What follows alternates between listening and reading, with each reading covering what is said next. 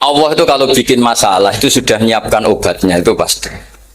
Dulu Nabi punya tantangan sendiri. Agama ini pernah ditinggal Wali Songo, ditinggal Mbah Munawir, ditinggal Bali Maksum, ditinggal Mbah Abdul Qadir, tetap jalan. Padahal yang meneruskan ya orang-orang nggak jelas seperti ini. Kalau turus pesantren yang paling melanggar ya bosan jadi kiai ingin jadi profesor, bukan kita.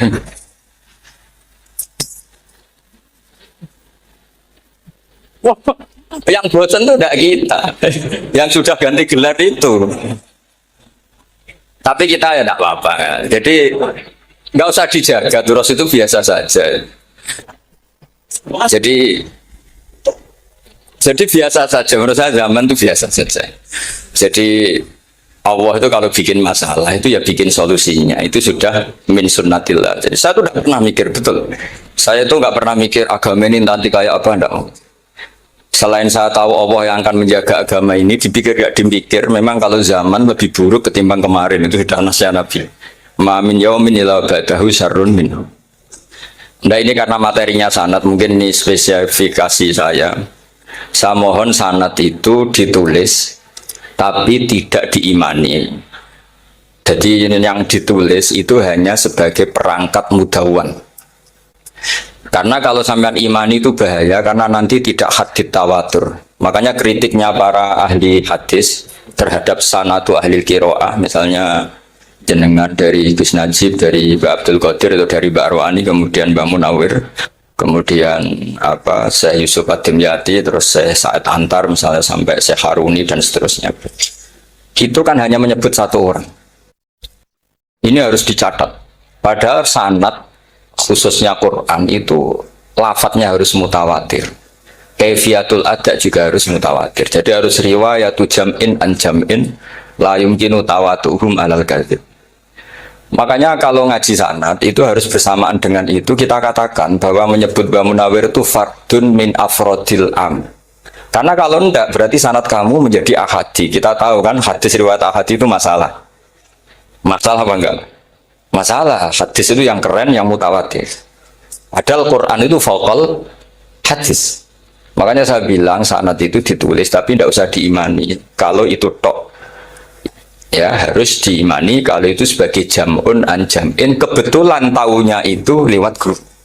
Jadi kita cara berpikir ya, sebetulnya semua Quran itu riwayat jam'in an jam'in, dari kelompok besar ke kelompok besar. Kebetulan tahu kita dari satu orang, misalnya Mbak Munawir atau Mbak Arwani atau Gus Najib atau Mbak Arwani dan sebagainya. Saya itu punya bapak, buyut-buyut saya itu hafal Quran. Mereka ya pantangan malah, makanya itu sirinya. Kenapa kadang-kadang kiai dimintai sanad tuh nggak mau. Tapi kalau sudah ahlinya nggak minta pun dikasih. Itu dulu tradisi ulama dulu gitu. Sufyan Ats-Tsauri kalau dimintain sanad santrinya bilang gini, sudah kamu pulang saja. Kalau saya sudah tahu kamu benar, saya datang ke kamu kasih sanad. Saya yang datang ke kamu tak kasih sanad. Saya itu punya sanad ya baru-baru. Saya bangun mendekati wafat baru dikasih. Karena nunggu tadi, nunggu kelayakan. Kalau tahu-tahu minta sanad kan gaya-gayanan kok. Terus dicetak di figura. Terus seakan-akan legal jadi muridnya Gus Najib. Itu aneh. Saya ulang lagi ya. Jadi kita harus ngadepi satu hukumnya Allah. Sanadul Quran itu harus mutawatir. Malah mutawatirnya riwayat jam'in an jam'in sing la yumkinu tawatuhum alal kadzib. Sehingga kita nyaman. Misalnya kita mau tidak mau menyebut setelah hafaz, itu kita hanya menyebut asim. Setelah asim paling banter kita menyebut hanya dua, yaitu Abdurrahman As-Sulami, Abi Abdillah Abdurrahman As-Sulami. Ada yang nulis Abi Abdurrahman Habib As-Sulami. Itu di harokatnya kitab itu ada yang nulis Hubab. Nah, yang benar, oh enggak, yang benar itu bacanya Habib. Habib itu Sulami itu ikut marga Robiah. Itu kemudian ditulis gurunya hanya dua, yaitu Abdurrahman As-Sulami sama Zirin bin Hubesh. Setelah Zirin bin Hubesh, sahabat yang ditulis itu hanya Utsman, Ali, Ubay bin Ka'ab. Ya, Utsman, Ali, dan Ubay bin Ka'ab sama Zaid bin Sabit. Hanya 4. Sekarang kita teliti betapa bahayanya itu. Bahayanya begini. Zaid bin Sabit itu orang Ansor. Artinya kalau orang Ansor itu tidak menangi periode Makkiyah. Bagaimana dia bisa meriwayatkan semua Quran sementara dia Ansoriun yang notabene hanya mengenal surat-surat nopo Madaniyah, sementara ayat Makkiyah atau surat Makkiyah itu bawahnya. Dan Ubay bin Ka'ab sendiri itu ngajinya itu tidak banyak. Karena dia harus ngaji sama Abu Bakar, Umar. Dan dulu nggak mungkin setoran kayak sekarang 30 juz karena masuhulun semua orang. Sehingga kita harus pastikan zikru fardin min afrodir ruwat atau zikru ahadin min afadir ruwat adalah implementasi dari riwayatu jam'in jam'in. Karena ini untuk menjaga status Quran harus mutawatir. Kalian jangan ngawur, itu bahaya sekali. Saya punya banyak tulisan tentang itu. Dan karena kalau berupa tulisan itu biasanya terus jadi konsumsi akademik. Tinggal seminar terus narasumber untuk duit macam-macam gitu. Itu makanya saya tidak mau, saya itu suka ngaji alam. Sehingga kalau betul saya dikatakan viral itu saya tidak mikir, viral tidak mikir. Saya ini sudah cocokkan sama Gus Dur, mau daftar wali. Syaratnya wali itu nggak peduli dengan makhluk. Kalau saya peduli berarti terdegradasi nanti. Sudah cocokkan sama Gus Dur, itu saya daftar wali. Angel juga sekarang yang peminatnya ada banyak. Nah zaman akhir itu peminatnya jadi rektor tadi. Jadi ini nanti dicek saja. Nah dulu mana saya dengan Gus Dur. Karena buyut-buyut saya itu ya sepuh sama sepuhnya sama buyut. Karena buyut saya kandung itu diantara namanya ada Mbak Maksum. Mbak Maksum itu bin Soleh. Mbak Soleh buyut saya kandung itu gurunya Mbak Soleh Darat. Jadi buyut-buyut saya juga kasepuan. Terus ini juga kasepuan. Jadi adu kasepuan. Yang jelas itu entah menang mana tidak tahu. Sing wani rokok berarti menang. Karena berarti berani tidak sopan gitu. Tapi bisa saja menang saya karena legowo. Tadi pamit saya, Gus saya rokok boleh-boleh. Jadi dia lebih keren karena nggak sopan, saya keren karena jembarati. Berarti setingkat lah kira-kira gitu setingkat. Kalau Gus Hamid karuan pernah palik ya, nggak perlu sopan sama Gus Dur memang ini kan paliknya. Saya teruskan ya. Jadi anak-anak alumni Al-Munawwir ini yang maui apa lanyah Qur'annya, apa tadi dakwah tadi tafakuh. Saya juga nggak paham yang dimaksud Pak Mustaqim itu. Karena apa ya? Ilmu itu ditulis itu sebenarnya berdasar minatnya penulis, bukan berdasar kehendak Allah. Buktinya gini, sebelum ada metodologi penyebaran agama, itu agama sudah jalan. Ditinggal Nabi Wali Songo, agama sudah jalan. Penulis ke disertasi dokter enak, oh harusnya gini. Zaman rong nulis tulis, wah agama wis mlaku. Sebetulnya orang nulis itu kan untuk gelar doktoral, untuk kenaikan pangkat. Mana ada kiai-kiai itu menjadi pinter karena tulisan para doktor? Nggak ada. Agama ini sudah jalan sama panduan para penulis dokter-dokter itu. Dulu mana ayo mereka dakwah sama panduan tulisannya? Dulu mana? Dulu dakwahnya. Terus itu dianalisis. Oh, terus analisis jadi disertasi. Makanya saya tuh jarang diundang orang mau kalau nggak pernah sepuh. Cuma sial saya yang pernah sepuh ternyata banyak. Akhirnya saya itu bikin kaidah agak salah dulu. Saya mau diundang hanya yang pernah sepuh. Ternyata yang pernah sepuh itu banyak. Ya, kemarin saya datang di hallnya Ki As'ad, terus dia datang di hallnya Pak Hamid. Nah, nambah saya kandung itu sepupu sama Pak Hamid Pasuruan. Saya buyut-buyut saya itu orang Lasem sama orang Bidus. Sebenarnya kalau saya mau nakalan, itu pakai buyut saya tertua itu, tapi kayaknya enggak lah. Nanti mereka malah ngedunam di Adam, malah selesai. Karena kalau saya pakai buyut saya yang Mbah Soleh itu, yang gurunya Mbah Soleh Darat itu, nanti sampean pakai Nabi ada, bisa tuntas saya. Meskipun saya mungkin lewat Qabil atau lewat Habil, nanti cocokkan lagi. Jangan-jangan jenengan yang lewat Qabil, saya Habil. Malah panjang lagi, nggak tahu aktenya juga nggak. Kira-kira kan delok potongannya. Kalau yang alim kayaknya pantasnya lewat Habil. Kalau yang nggak alim ya pantasnya lewat, nggak tahu. Campuran ya kombinasi. Coba kalau kamu jadi saya, pusingnya bukan main. Untuk dokter wali itu pusingnya bukan main. Harus melalui, karena saya tidak ingin jadi wali lewat jalur sabar, ingin jalur alim itu mah agak berat. Jadi wali itu ya fakir sabar ya wali, dan itu ya berat juga. Fakir itu kan ya berat. bojo ngamuk, tangga ora percaya. Tapi saya tidak ingin lewat jalur itu, repot. Diutang tangga ditagih repot. Terus kedua jalur bojo judes itu ya repot lagi. Kan dulu ada wali bojone judes jadi wali, bareng bojone apian nggak jadi wali. Masyhur itu di Ubud dulu ada orang wali. Dia ke hutan, temannya datang. Mana suami kamu? Wah, nyari kayu di hutan. Memang nggak punya pekerjaan lain. Semoga dimakan macan. Orang suami nggak jelas. Mulai dulu profesinya hanya cari kayu. Datang itu kayunya seonggok itu di bawah harimau. Terus keramat. Suatu saat cerai. Terus temannya tadi datang. Di mana suami kamu? Nyari kayu di hutan. Doain selamat, kasihan. Mulai dulu pulang dipikul. Terus ditanya, lo kenapa kamu sekarang kamu pikul tidak pakai harimau? Semenjak istri saya solihah, saya ada wali. Itu juga pilihan ya. Jadi pilihan kedua itu, ini kamu ingin daftar mana? Fakir sabar, fakir sudah fakir, istrinya judes itu juga.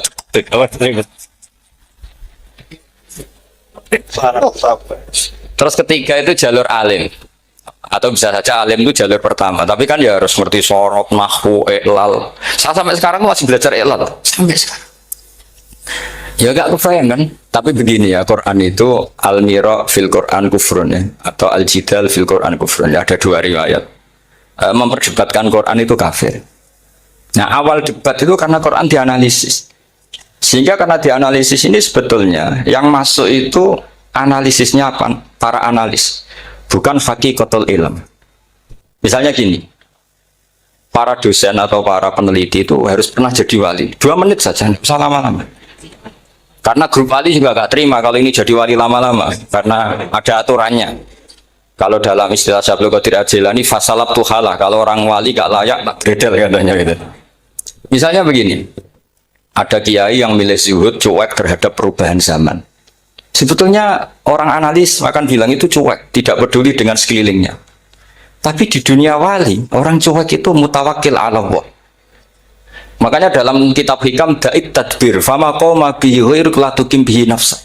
Sudah kamu tidak usah mikir dunia, ini sudah ada al-mudabbir yaitu Allah Subhanahu wa ta'ala. Kamu mikir, enggak ikut punya kok kamu pikir.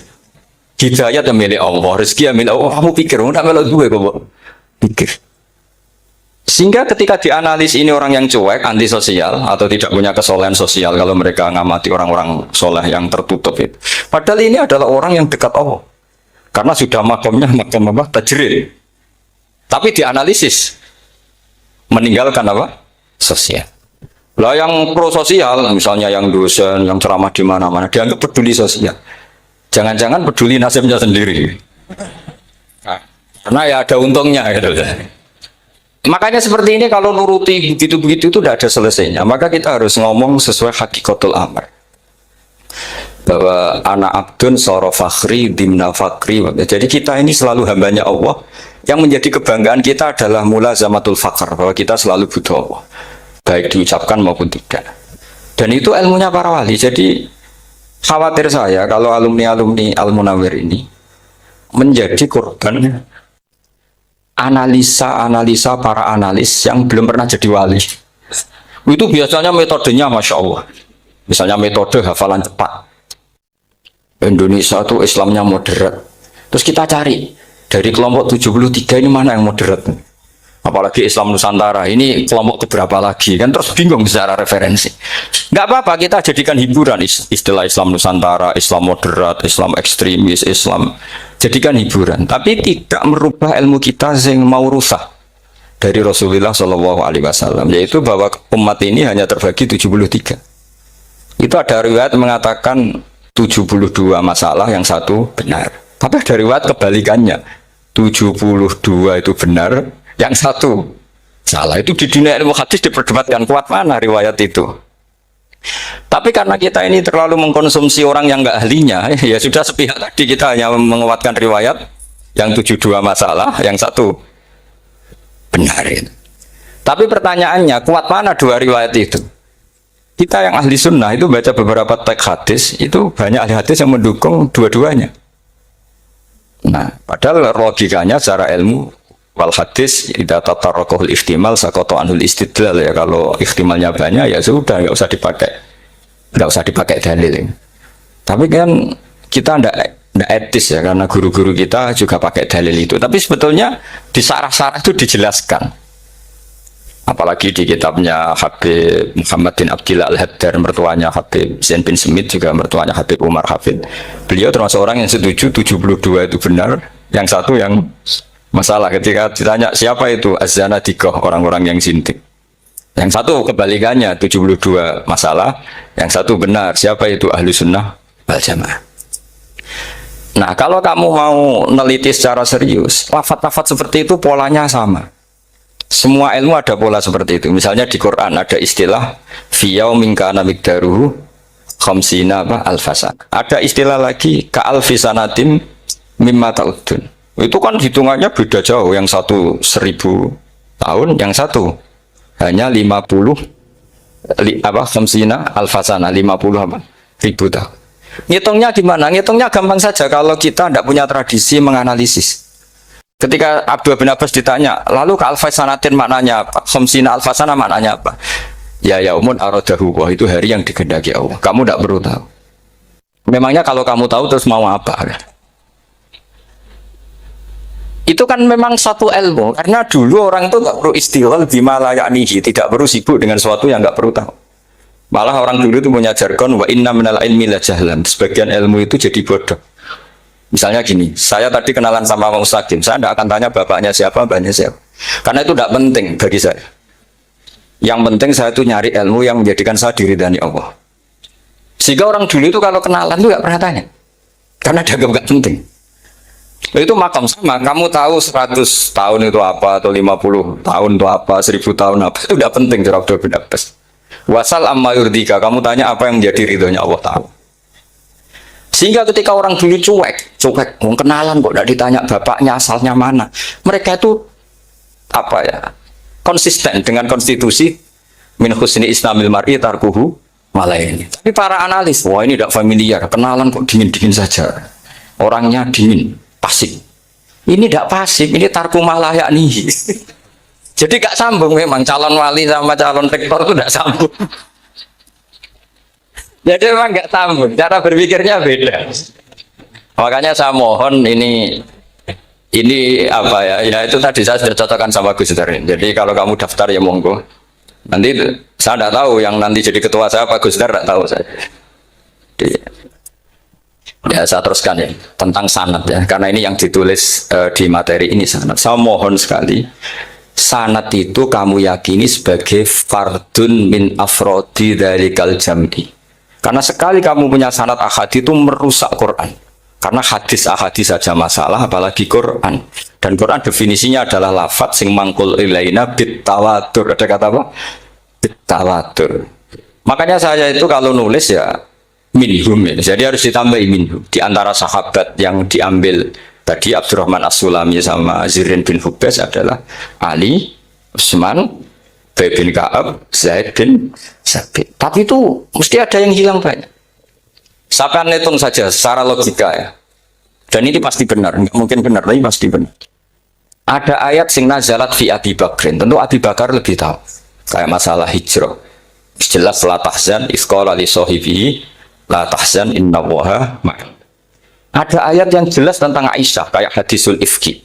Innalladzina ja'u bil ifki usbatum minkum la tahsabu syarral lakum bal huwa khair. Itu jelas Aisyah lebih tahu. Ada ayat yang turun tentang Umar, yaitu tentang Asra Badrin. Laula kitabun minallahi sabaqa lamasakum fima nadabun terus. Ada ayat yang lebih spesialnya Utsman. Sekarang cara disiplin ilmu harusnya kita talaki dzalikal lafzi atau talaki riwayah fi hadisil ifki an Aisyah wa fil hijrah an Abi wa fi riwayatil farqi bainal haqqi wa bainal batil dari Umar. Karena ya ibn Nabi hasbukallah wa man ittaba'aka minal mu'minin, itu asbab nuzulnya Umar. Ali tentang ayat hadani khasmani ikhtasamu fi rabbihim, itu jelas nazalat fi Ali. Secara disiplin ilmu, kalau kamu ingin disiplin riwayat harusnya sanadnya seperti itu. Makanya kalau Aisyah dibantah tentang hadisul ifki, ayat itu turun tentang saya. Jadi ilmu saya, kata Aisyah, nggak pernah kalah dengan kamu. Tapi kita tetap saja pakainya. Makanya Abdullah bin Mas'ud itu masyhur. nggak terima dia disejajarkan dengan Zaid bin Sabit. Ketika dia tidak termasuk tim lajnah untuk Rasul apa? Utsmani, dan dia nggak mau memang. Itu Utsman coro sekarang dimaki-maki. Kamu melibatkan Zaid bin Sabit. Yang saat saya sudah bela Nabi, dia masih di rahimnya orang kafir katanya. Karena Zaid bin Sabit ini junior sekali, bukan sekedar junior, tapi junior. Terus kata Abdul bin Asad, saya ini sadisu sittatin fil Islam. Saya itu masuk Islam ketika orang Islam tinggal baru 6. Disaingi orang yang Islam kemarin katanya. Nggak mau dia. Dan itu bukan keangkuhan tapi profesional. Jadi harusnya kita mikir kenapa sanad Quran hanya lewat orang-orang yang notabene ansoriyin. Mestinya kan nggak menangi periode surat-surat apa? Makkiyah. Maka kita butuh menyebut banyak sebetulnya. Makanya saya mohon meskipun tulisannya hanya Ali, Utsman, Ubay bin Ka'ab, Zaid bin Sabit, di hati kamu tetap minhum apa? Di antara sahabat yang kebetulan mudawwan terbukukan itu. Karena ini bahaya kalau dalam ilmu riwayat, karena Quran harus riwayat itu jam'in anjam. Saya beri contoh betapa pentingnya orang-orang yang nggak ahli ilmu. Orang nggak ahli ilmu, tapi barokahnya tawatur. Tawatur itu ya mutawatir. Meskipun harus lewat mungkin takdirnya medsos atau TV atau mubalek atau orang nggak jelas-jelas, nggak apa-apa. Sementing ila darajatid tawatur. Pernah ada seorang khotib, masyhur itu cerita itu. Saya punya kitab yang dikarang oleh orang alim tapi jenisnya jenis peneliti. Meskipun nanti pas analisisnya saya juga agak setuju, tapi ya riwayatnya saya setuju. Itu ada orang khotib baca ayat wala tanggihul musyrikati hatta yu'min wala amatum mu'minatun khairum min musyrikati walau ajabatkum. Dia masih baca wala tanggihul musyrikina hatta yu'min, masih baca bi fathit ta, karena depannya bi fathit ta, belakangnya juga fathut ta. Maka maknanya menjadi gini, wala tanggihul lan ojo nikah sira kabeh, karena ini mutaaddi yang ila mafulin wahid. Kowe ojo nikah sira kabeh lanang, karena ingkaha atau ya ingkahu. Kalau wala tangkihu berarti la tangkiha, la tangkihu. Berarti khitabnya pada jamak mudzakkar salim. Wahai para lelaki muslim.